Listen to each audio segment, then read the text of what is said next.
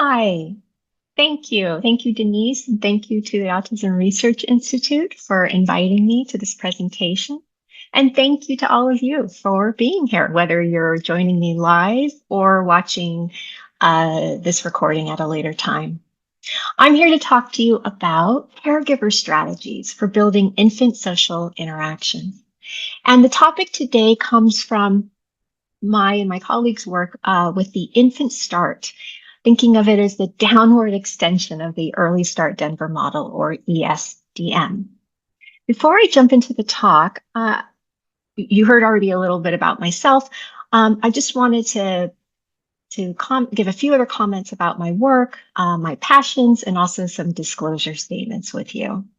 So I think of myself as an early autism specialist and very passionate, very committed to thinking about how to work closely with adults, whether that's families in the sense of parents or caregivers, and professionals, different stakeholders in our field, and thinking about how to best support their goals, their priorities driven by their learning needs, their preferences, the modalities that are going to best support what they're looking for. And with that comes implementation.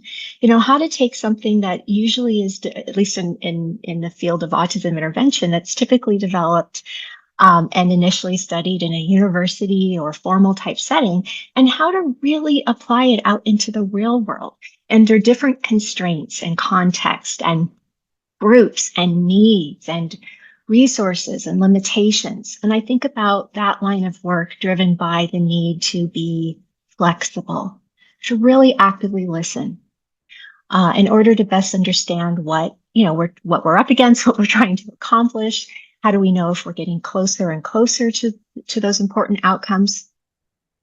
And all without compromising the quality of care that we're trying to provide, which I think is especially or calls for the need to be especially innovative and current, and to keep kind of moving forward these important questions and goals that we're trying to do to lessen the treatment gap.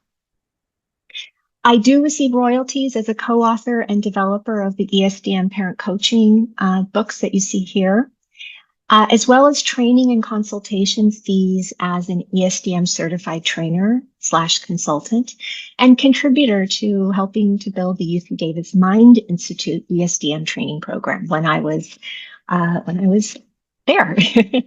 And then ARI has provided me with an honorarium for this presentation, and there's no other financial activities to share.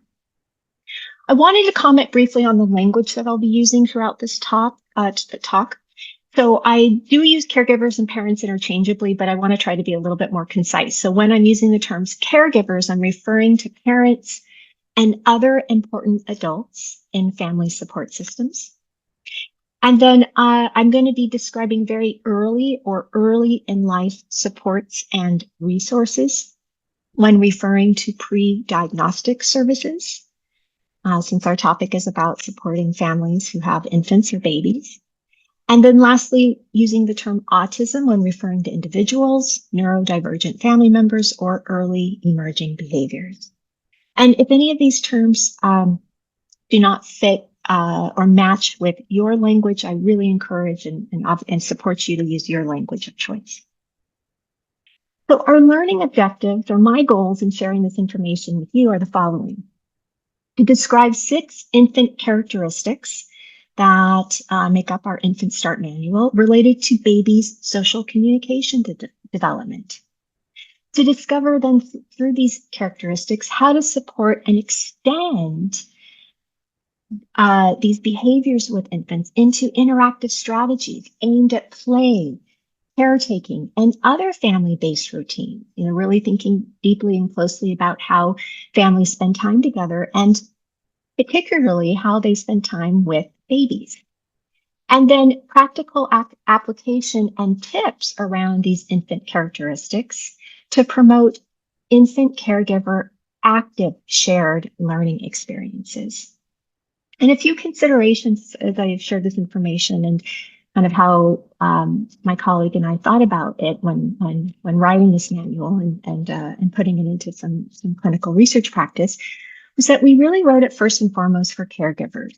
We wanted to help caregivers with any of the thoughts or concerns or questions they had surrounding their baby's development. And so there have been situations where caregivers have explored these tools on their own with their babies, reading through the manual, considering what's already in practice and where are some opportunities to extend or further refine the things that they're doing, or working with professionals in early learning and or healthcare disciplines who have infant development knowledge and clinical experience. So we really see the opportunity for caregivers and families to use this in both ways. The vision or the goal of this manual when we first were putting it together, again, was to support families and particularly to support caregivers as they interact with infants who were coming off to the parents themselves or their opinions themselves as seeming less interested in social engagement than what they expected. And so each of the topics in the manual is aimed at a social communication vulnerability that might be limiting social interaction, communication, engagement, and as a result, social learning. And so the manual or the topics, they aim to provide caregivers with a number of strategies for working with their babies to build more social interaction and development around each of those characteristics. And the manual, you see the cover page there on the screen. It looks like this. It is publicly available. There's no financial disclosures for me to share with you. We've made it just available. And if you are looking for a copy of it, you can go to this, to my website here. Our only request in downloading it is to not post it online. That's it. Otherwise, please read, and use and share, but just not to post it online. And this is an overview of the targets or those learning characteristics in the manual, the domains that they represent, and the focus areas for intervention that we attempt to support through the strategies that I'll share with you. It's also important that I talk to you about what this is not. Let me make this a little bigger here. This is first and foremost not an autism diagnosis, not a fix or a cure.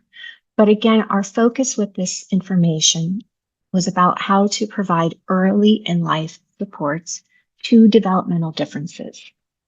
And so really thinking about reconceptualizing infant neurodivergence with an understanding and with insight around social communication development and engagement through doing activities together.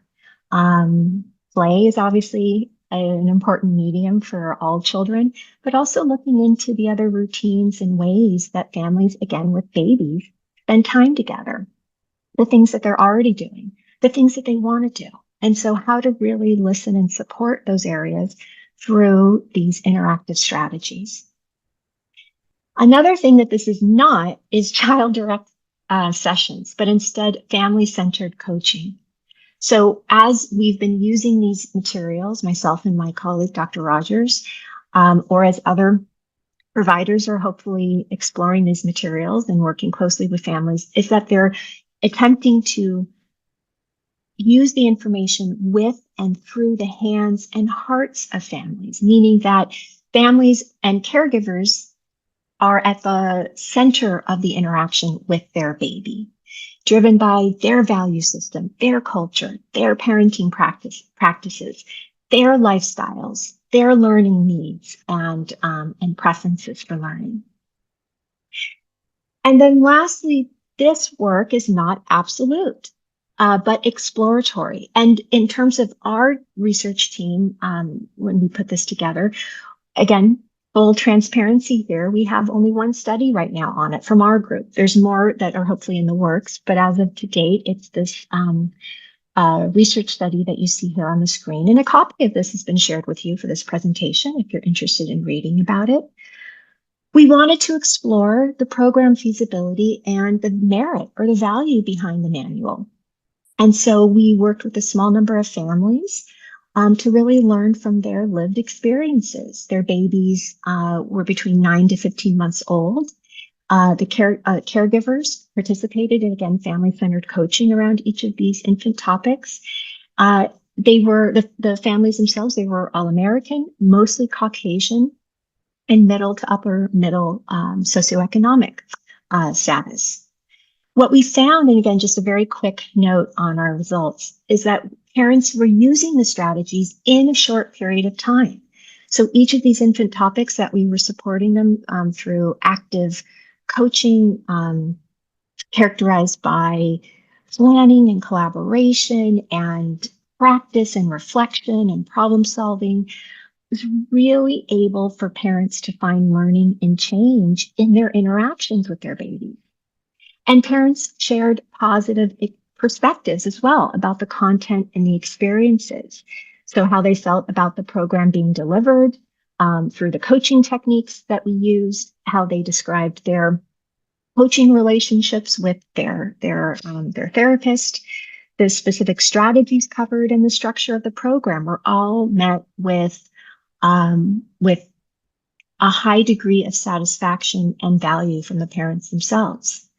In terms of the infant change, what we saw was that infants who went through this program with their parents, they showed greater vulnerabilities around these social communication characteristics at 9 months of age. And then over time, they were showing fewer vulnerabilities across that 18 to 36 month age period compared to infants whose families did not participate in the program. So they either had the opportunity to enroll and declined, or we had a lot of data at our disposal from the Baby Siblings Research Consortium, monitoring babies again across this period from anywhere between 6 to 9 months of age up to 36 months of age. And for anyone who is not aware of the Baby Siblings Research Consortium, it's a multidisciplinary collaborative community of researchers and clinicians.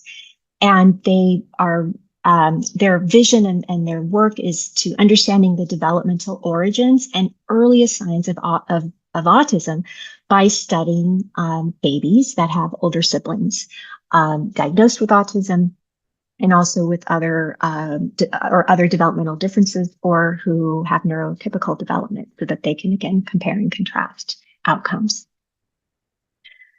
So going into what the research, apart from ours, our very little study, what it says, I wanted to provide you with, again, a bunch of different resources. These studies here are all, except for the references up here, but you have access to a couple of different articles, again, should you be interested in reading more.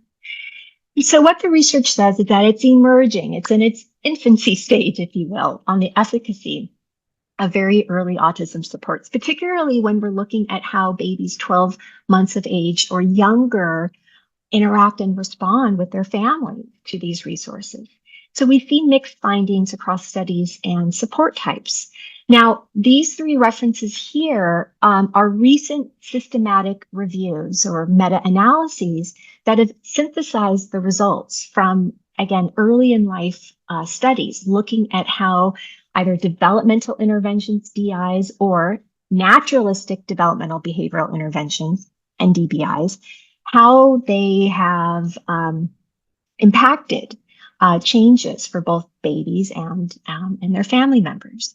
And these studies have mostly been described as low intensity, anywhere from a half an hour a week up to 3 hours a week, and usually parent delivered, meaning again through the hands and interactions of parents.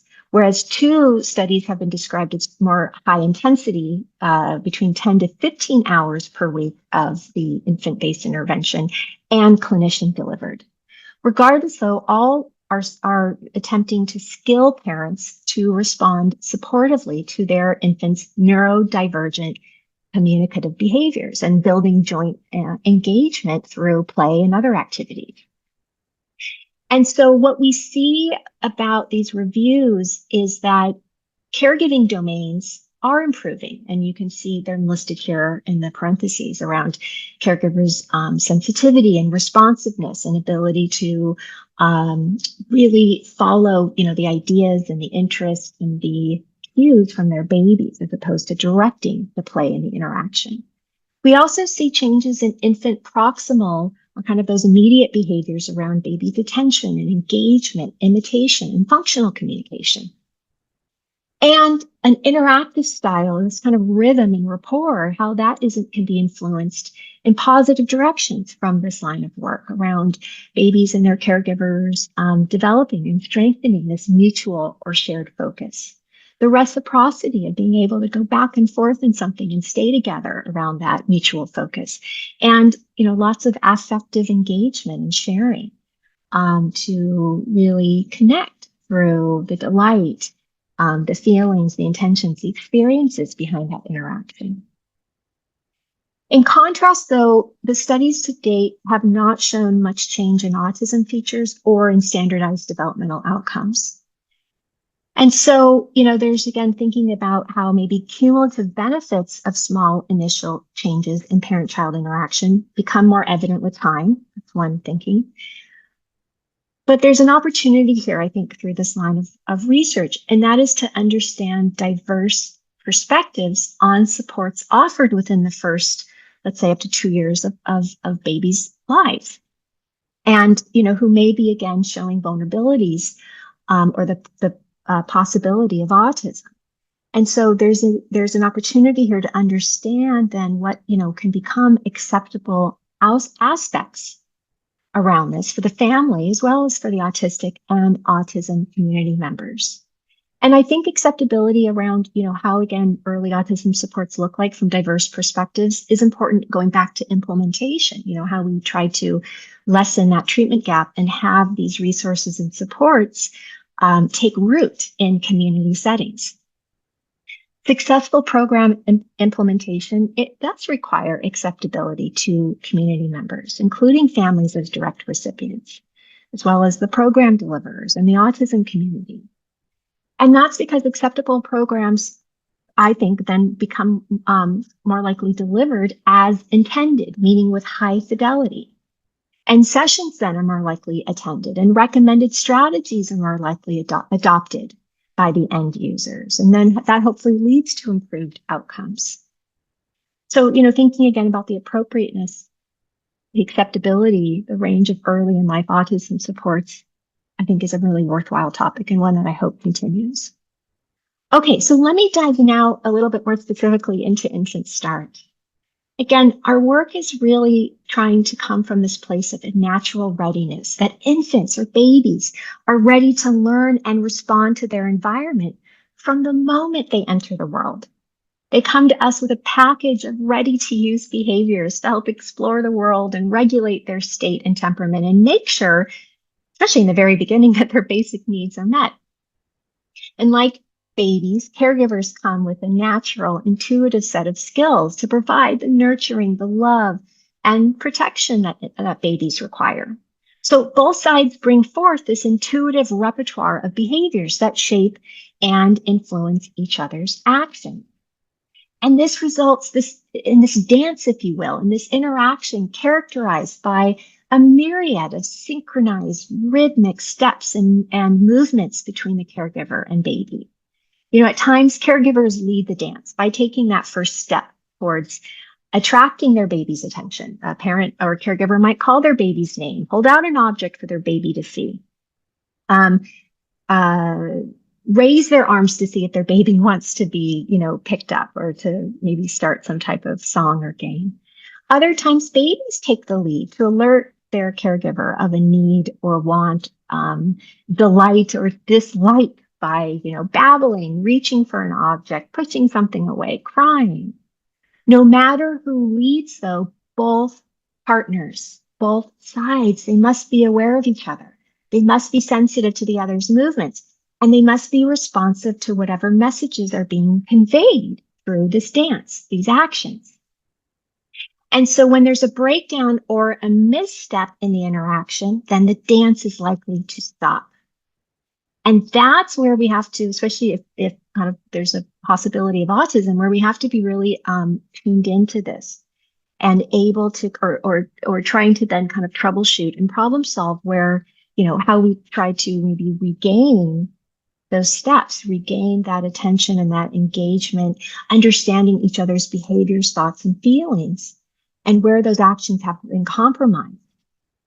because the dance has to start over and may potentially require new steps to be learned. So with that, I want to start to now dive into each of the infant learning characteristics that we cover in our infant start manual for the purposes of again, defining them for your attention, thinking through what they, how they can look, what they look like, how we can support them, how we can recognize what's already in action or effect, and where we might create as other opportunities for growth and ongoing development. So starting with attentional flexibility, this is where we're wanting to see babies pay attention to people and objects and experiences they find interesting, even when there are distractions around, because that's real life. And so babies learning to go back and forth with their attention to people and things while interacting and exploring their environment is our goal here. It helps babies observe, gather information, build on their learning experiences, and find solutions. Did you know babies do this? I always think with each of these topics, it's really important to, first of all, ground them in the science of infant development. And with that, to think about what's already happening here for babies and from caregivers' feedback. So that, again, when we think about coaching families through this, we can recognize and validate and celebrate what's already in effect, and then build from there into, again, some, other opportunities, other context, or refining to troubleshoot and problem solve when, where needed. So did you know that babies do this, that they're already kind of flexing their attention when they pick up and explore objects? That they, play with one toy for a few minutes before moving on to a different toy. When they can focus on toys or objects out of their immediate reach. When they're showing interest in looking at something like a colorful book for a few minutes, because there's so much information to take into account, and to be able to, again, kind of shift and eye gaze and what's, the different stimuli on that page. When they're watching what people are doing, because that involves a lot of gaze shifts and integration of information happening, usually in kind of a faster, less predictable way. When they can readily shift their focus from something currently in front of them to something new that's now introduced.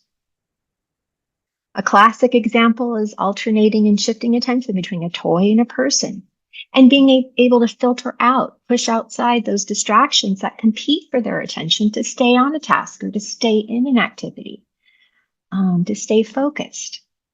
So as we think about the tips that in helping families kind of focus their baby's attention, well, we might want to think about our setup here and how we could maybe arrange a few simple toys that babies can explore by, again, the different movements that they do. And that setup is trying to, again, give things that will naturally pull for baby's attention, but to not overwhelm or overload the baby's attentional system by having too much out at once. And so also having the power of choices, to go with, again, which toy or material or object that, babies are paying more attention to. So that, again, babies have some real choice-making opportunities here. And then to be face-to-face as caregivers watch how babies play with the objects to see what they like doing. Caregivers adding their voice then to name and describe the objects that babies pick up, the actions that they do as they play with those objects. Caregivers can add their voice in through silly sounds, playful sound effects, and that complements what the actions that the babies are doing. If babies are mouthing something, the caregiver might make some funny mouthing sound, and exaggerate it or animate it. Caregivers can also add their voice to acknowledge and describe babies' intentions and feelings through their facial expression, the actions they're doing, what they're looking at, and when their gaze shifts to something else. All of this helps babies complete their goals with what they're showing us, what they're telling us through their attention. And again, adding those playful sounds, those hand gestures and body movements, it also helps to call babies' attention back up to us too. And through that, then, we're creating these natural opportunities to help babies shift from not just looking at the toys or not just looking at us, but being able to go back and forth through these two channels. So some tips then, just to get in case the other or the previous strategies need a little bit of refinement or exploration here. One tip is to, when we're thinking about those toy selections, is to offer things that naturally encourage exploration, play, and interaction. If we kind of have things that are more close-ended or only have maybe one way to play with them, and that kind of starts to become stale or limits other ideas we might add, we're limiting, again, our opportunities for interaction. Another tip is when there's toys or pieces involved, is for caregivers to hold them up to their face and to name or comment about them before handing them over to babies. And I want to be clear here, that's not to force babies to look or make eye contact with the caregiver, but it's more just to naturally raise babies' faces upwards, and to help orient to the caregiver's voice. So it's just, again, a nice way to try to, again, work at this back and forth, attention that we're trying to build, rather than, again, requiring that eye contact be made to receive the object. Giving choices where, is it this block or that block, or this toy or that toy, or does it go here or there, is another way just to help, again, pull babies' attention and their faces up for what they want, or where to place them, or what to do next. If there are distractions and kind of that immediate activity or interaction going on, thinking through about how we might respond to them, how we might manage them so they're not competing for baby's attention as much, especially if that's still kind of a skill to be, strengthened or grown a little bit. And again, all of these tips are not to insist that babies look at people, but to inspire, to entice, to give reasons and excitement for doing so, for checking in. Okay, moving on to our next topic from Infant Start is about how babies use objects. And babies are naturally curious with objects.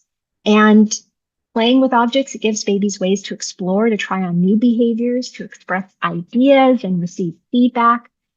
Also, it helps the objects and the routines that become established through babies' play or actions. They become familiar and predictable, and that helps to organize and focus babies' thoughts and action.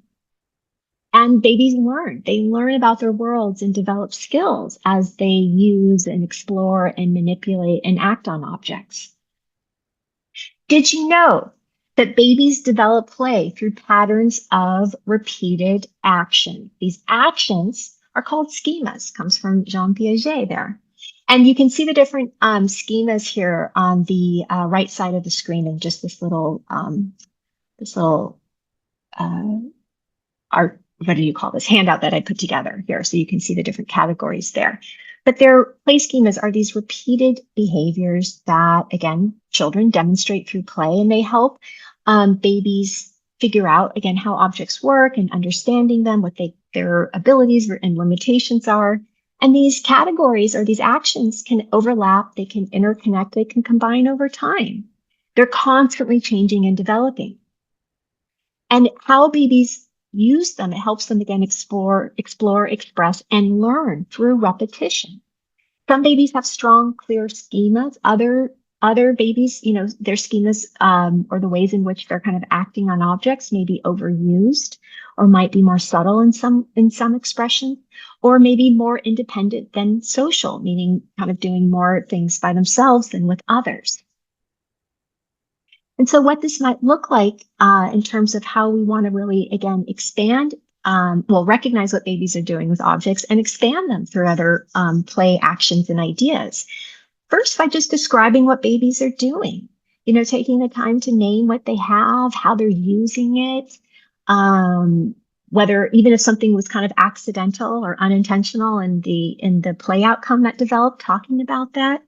And then taking turns, to kind of follow baby's ideas, either with the same object, if that can support the baby staying in the play with you, or a second object that's the same thing that the baby has, without changing the baby's focus.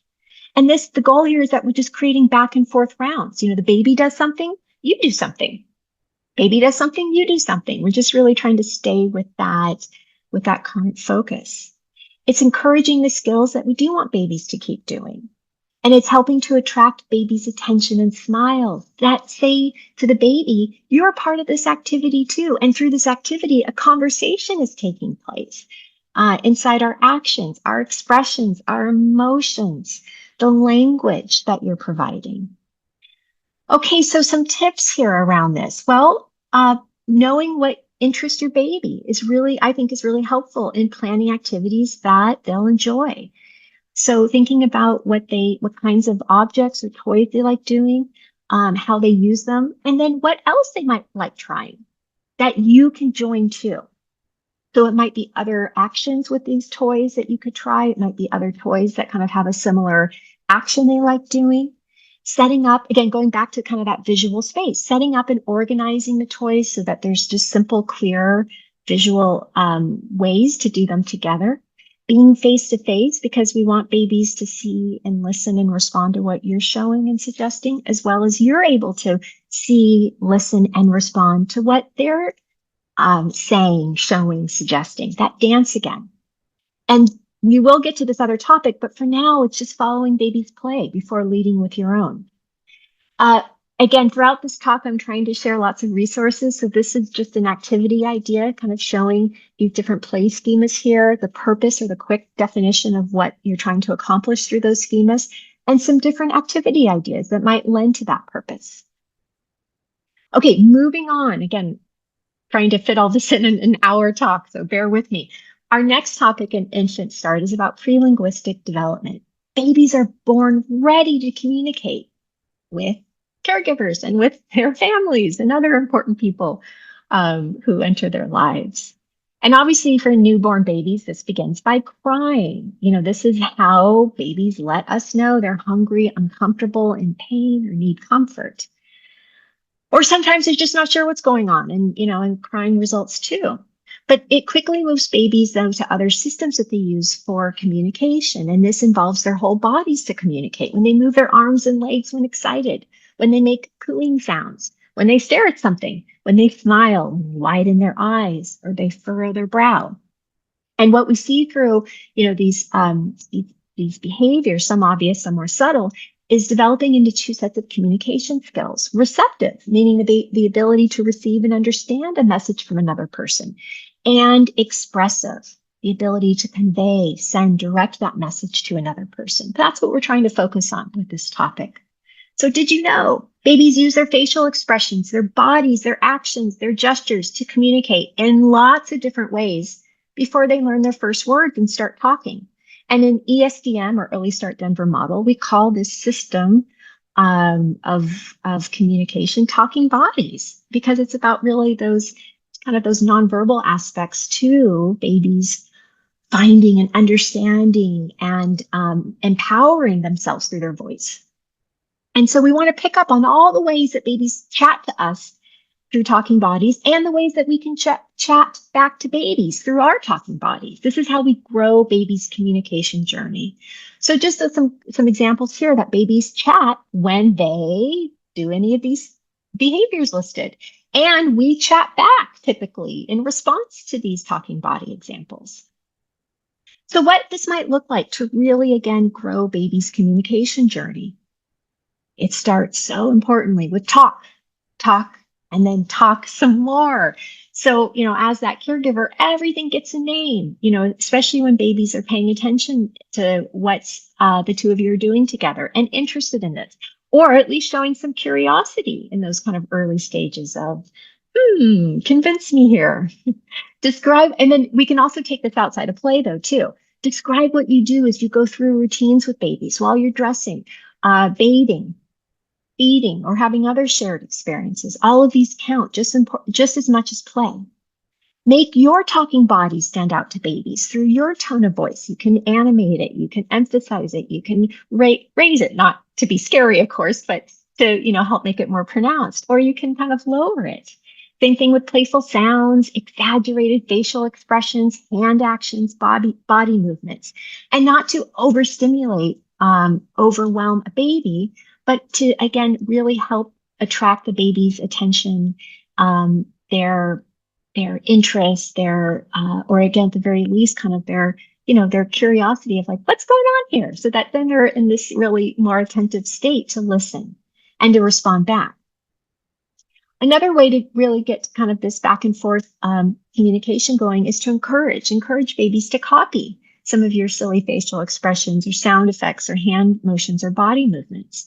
And anything that babies are doing through their talking bodies, their face, their body, and their voice, for you to respond and put words back to it, because they are saying something. And so we want that acknowledgement so that babies know that they said something and what they said, and kind of the social, the positive social consequences or implications that follow.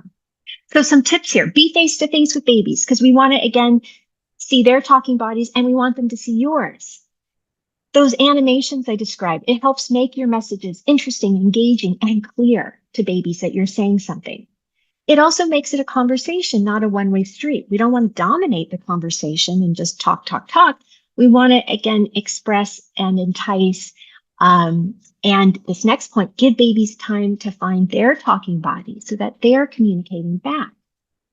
Paying attention to babies' cues as we're doing this. Are they alert or fatigued? Are they interested or not? Are we getting too much excitement, or are they kind of maybe too low, too passive, kind of underwhelmed here? Are they receptive, or are we seeing signs of irritability and annoyance? All of this shows, though, these tips, that we're really listening to what babies are saying. And this is the beginning of taking turns in conversations.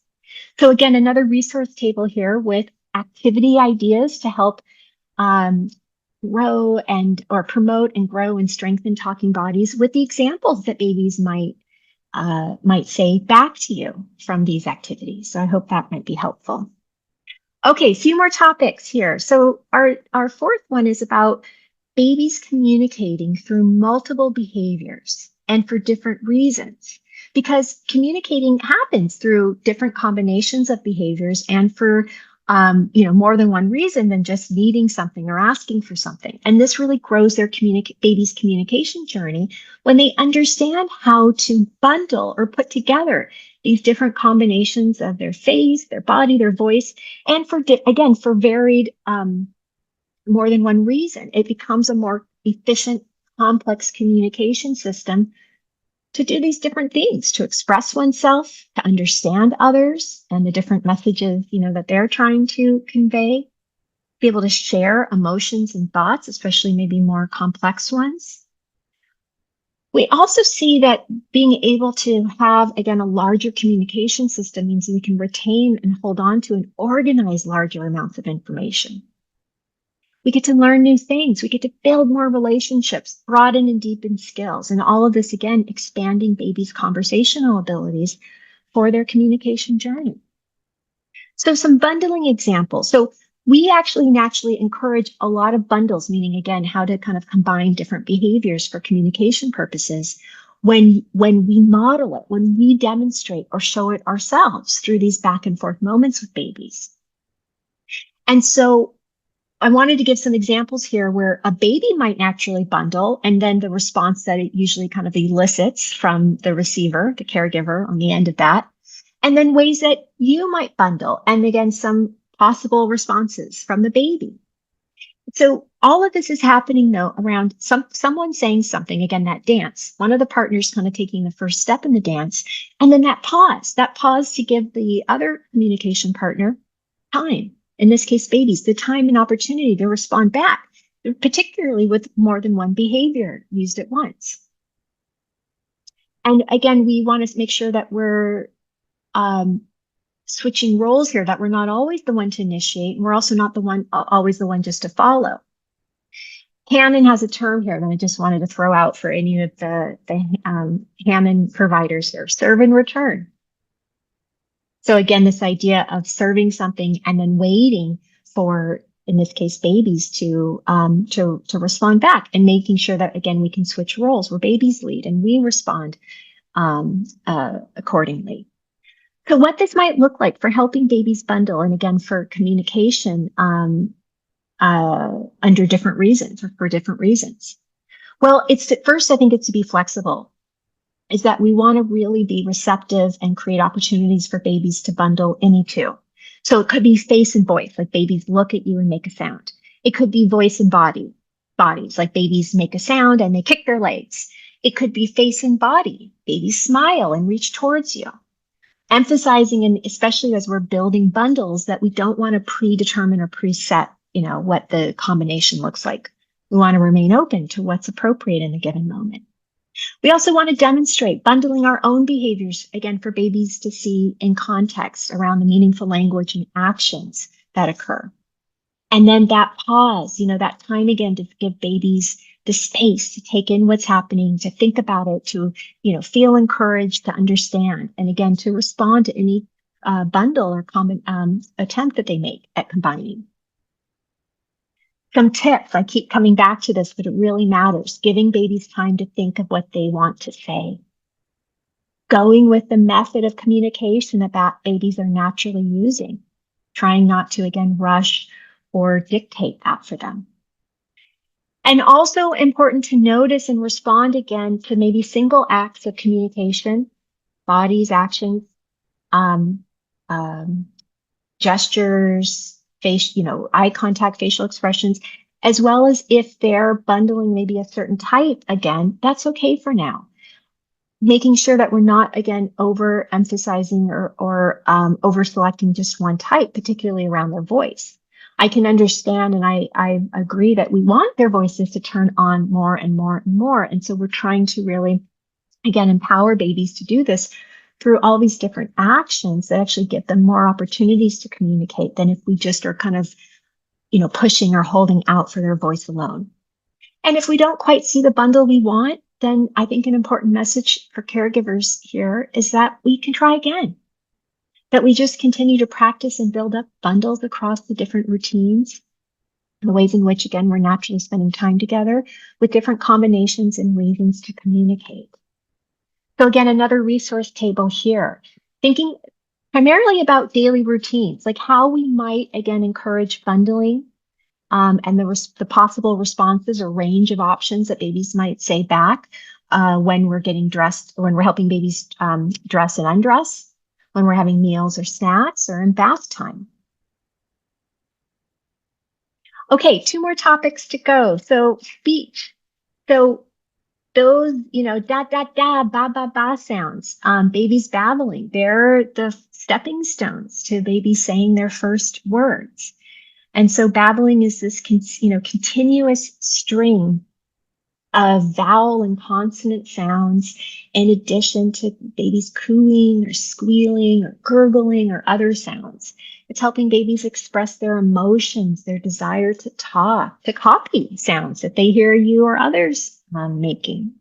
And also responses to sensations, especially when they're new or unexpected. We see that these first signs of the speech are mimicking words and language qualities that babies hear spoken. And it really lays the foundation for learning language through babies listening, through babies, again, hearing all of the talking that you're doing, and through babies' exploration here of how to make it happen in their voices. Did you know babies babble before they speak? So they'll start with these sounds, and it unfolds in several stages. And I found this little kind of layout here that just gives, I think, a nice kind of simple summary of those stages. What's also interesting about babbling is that the fact that they are early aspects of speech development is universal. It's early and it's universal across, different languages and cultures. And there are, again, these general timelines listed here, but they certainly can vary across age.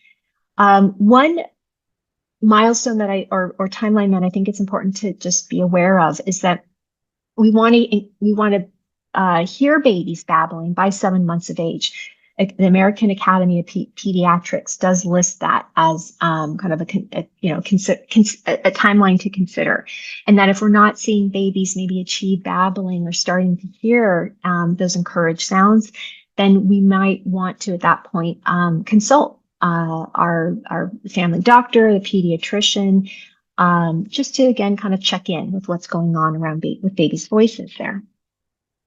So how do we want to encourage, again, these speech sounds? Again, I'm repeating a technique here, but talking to babies. Pausing for babies to listen and respond or initiate. Again, sometimes that pause of waiting to see what babies say is because we want them to go first in the conversation. And then observing the intent to the sounds babies say. And so we give that message to babies and we answer back. Even if we're not sure, we can take a guess. Not forgetting to also respond to babies' gestures and movements and facial expressions during babbling. Again, talking bodies. Imitating babies, making those same sounds back, and acting as an interpreter, again, to what babies are thinking or saying or maybe trying to say, even again, if you're not sure. It helps all of these, interpreting their babbling, it helps babies build the vocabulary and improve their language skills, as they hear what you're saying back or helping to kind of confirm or clarify. Okay, so tips is that we want to keep the conversation going for as long as babies wish to babble.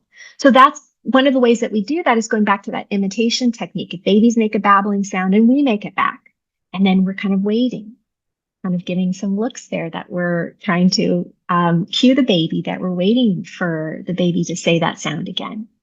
And again, kind of taking our time and having that space there to try to make those sounds go back and forth so the conversation grows. There's other ways that we might keep that conversation going or start new conversations through mouthing games, like when we do raspberries or patting our mouth or puffing our cheeks or using some props that I'll share with you in a moment that might amplify or encourage baby sounds.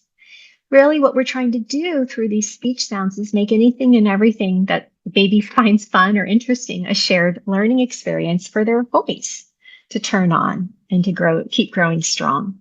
So these are some activity ideas to encourage baby sounds through some different mouth movement / game ideas, face-to-face games, and then some of those props that I mentioned where, something as simple as a bucket that's empty or an empty paper towel roll, can come up to your mouth and woo, and we make different sounds. And that again can really find baby smiles and through their interest or curiosity, kind of entice them to try those sounds out themselves.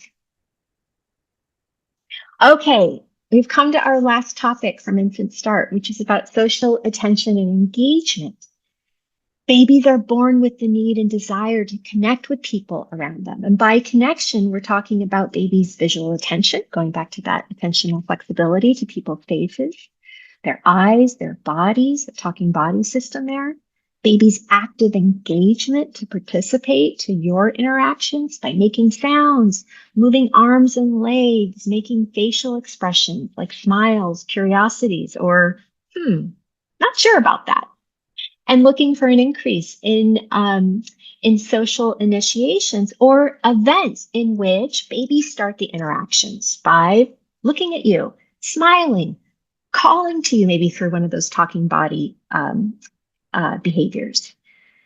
Any kind of way that indicates the baby's desire to engage with you for your attention. So we really want to think about the ways in which this is already happening and the ways that we can really support the ongoing development of these attentional engagement and emotional skills. Did you know babies begin this connection and the social development, their social emotional journey at birth? And this is achieved through different milestones at different ages. So I've listed them here, but it starts with babies turning to familiar voices and then following faces or objects from short distances.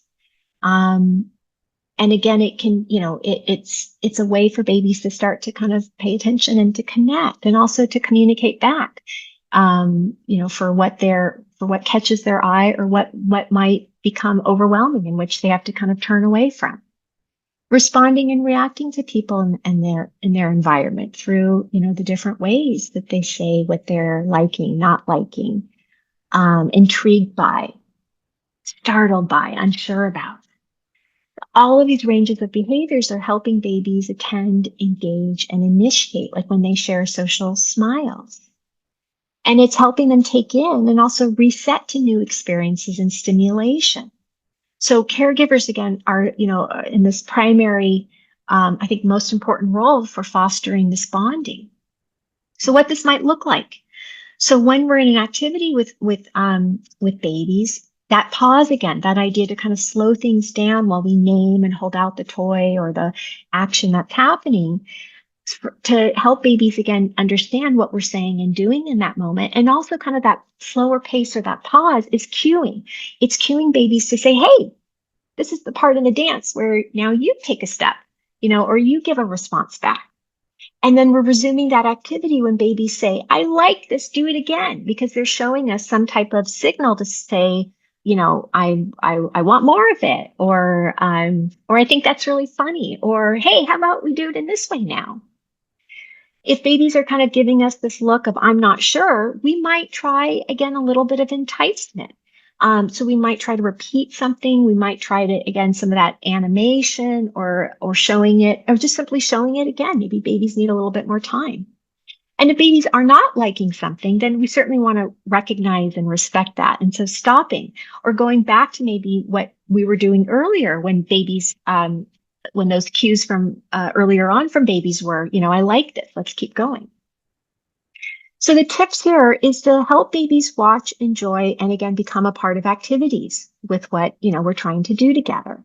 And it really does take detective work to find babies smile, to find kind of that comfort zone, inside activities, going back again to these kind of 3 simple messages of reading babies' cues for what they say or for what says from baby's perspective, I like this, or I'm not sure, or I don't like this. That's kind of what I mean by that comfort zone. And, some activities that we're trying to do together should come and will come from watching and copying what babies do. Other times we might want to share new activities for babies to try, just to kind of keep that conversation going or to have new conversations. Either way, showing and repeating our actions, especially when babies are watching, and then reading their cues for how they respond is what can help us find their smiles.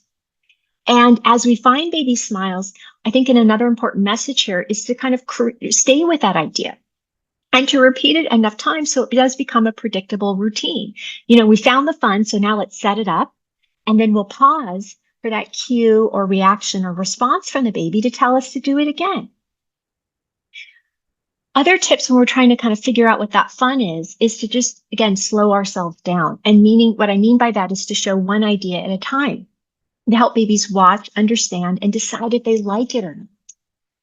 Sometimes if we switch back and forth between too many ideas, we're just muddying the message that we're trying to send to babies. So with that one idea at a time, we also want to give babies enough chance to see it. And sometimes we might need to speed up to kind of show that action to help, again, attract their attention or their intrigue. Other times we might need to slow down the pace to entice or to maybe help babies really see what's happening. Going back to our animation, we might get bigger with it to help attract, entice, or relax babies. And other times we might go softer with it. And proximity. I find that when babies don't initially respond right away, it can feel very tempting and easy to then go in closer and move in closer. But sometimes babies need a little bit more distance to help engage or feel comfortable and ready to engage. An activity that might be very brief, a quick little back and forth, that still counts. It all counts, that we're trying to, again, kind of turn into over time, bigger and longer and more varied communications and conversations. So we really want to support these interactions by watching what babies say or do first, and then giving these little nudges or following, what could become a focus to really do more of together. A final tip about when we're leading is, again, starting off with making sure we're supporting babies' interests and experiences and gradually adding on other ideas only after we can follow babies' play. And so, because it's important that we're not, again, only doing one role all the time, meaning that we're only following all the time or that we're only leading all the time. When we are ready to lead, it's because we have successfully followed baby's play, and we've been able to do a lot of these behaviors that I've described around, again, the ideas and the interests and the likes and the repertoire of what babies tell us that they have. And then it's reasonable, again, to want to expand, that vocabulary and those conversations with babies. And this is where we can kind of show other ways that babies might play with favorite toys, or you just use gestures or move bodies to favorite songs, or adding on actions and sounds to familiar games. as well as, again, trying some brand new ideas. I think a message you've heard me say before is that sometimes we have to repeat something more than once for babies to think about it or to tell us what they think about it. And also, not all ideas on the first go are winners, but it is about exposing babies to new concepts and seeing if we can find ways to bridge their interest with these new ideas that creates an understanding to participate, and through that participation to build and expand skills. It also extends the ways that we become not just a part of the activity, but the conversation as well. So some closing thoughts here is that, Infant Start is about trying to support families with these kind of early programs and resources that build so much off of the dynamic, authentic, early social learning experiences that families have. And I think another thought here is that, this line of research and work is a pressing and valuable task for the autism field to think deeply about what early autism care looks like in the age of neurodiversity. And from that, especially if formal intervention programs are developing, then what are legitimate goals and targets for that clinical support? And I think the way that we start to define those important questions is from what families are telling us. So being able to make sure that we're asking those questions, that we're actively listening and prioritizing from the rich and pertinent information that families are sharing with us, as well as remaining collaborative, not just in the goals that we set, but how we're working towards supporting those goals. And I'm a big proponent of, when I'm working with families, of coaching techniques that do not necessarily involve just the clinician demonstrating a strategy to the parent, but really talking about, yes, strategies, and then what they can look like from, culturally informed and reflective perspective of that parent, how they might already be using this before they've seen, a clinician or therapist demonstrate it themselves. What kind of practice does that call for, from their perspective? And what about the problem solving around that for what might get in the way of that practice or ongoing use? I also think fidelity is very important because we need to know what we're trying to accomplish, and we need to back that into good measurement systems. But I think with fidelity comes the need to balance those high standards with flexibility in terms of, again, really actively listening and recognizing and respecting the groups we're working with, and making sure that we have space for them to come to the table and to share their feedback and insights and perspectives. And flexibility then in how we deliver those programs, around their needs and their restraints. And then the last thought is a little bit of kind of recognition that, the Infant Start, big recognition actually, that the Infant Start manual is not exhaustive by any means. Again, there's these 6 topics that I've shared with you around social communication development. At the same time, I think that there's other content that would be nice for it to also focus on, particularly around infant motor development and regulation strategies. And I personally think that deserves more mention. And I hope to be able to kind of work towards those areas in future resources that I share.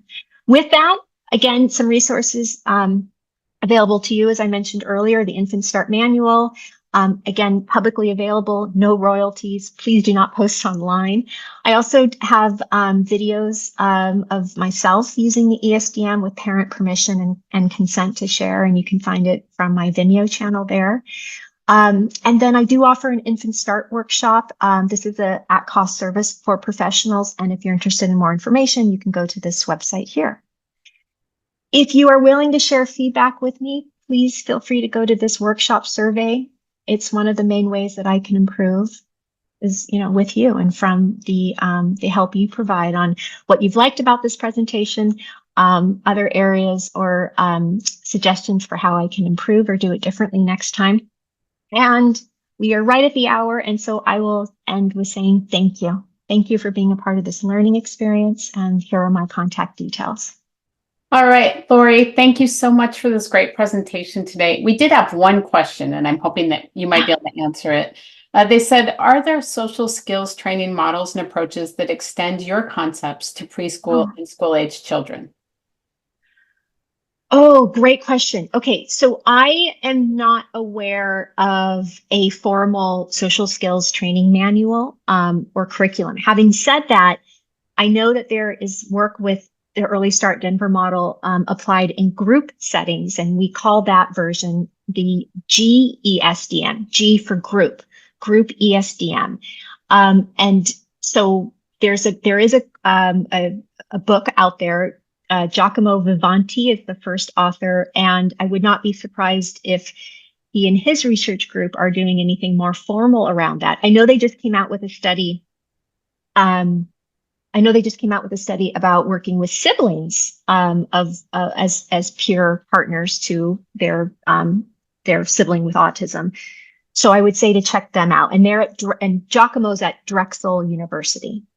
Yes, he's given a webinar before. He was terrific. So if anyone would like to watch Giacomo's webinar, it is on the Autism Research Institute website at autismwebinars.org. So be sure to play that back. He did that for us last year. So it'd be great to watch that one. Well, Laurie, thanks for coming today. Thank you for giving us this great presentation. For everyone who's still here, we did record the talk, and the handouts were also shared in the chat, so you can grab those before you go. We also are posting those handouts on the playback page, so you'll be able to get those after the webinar.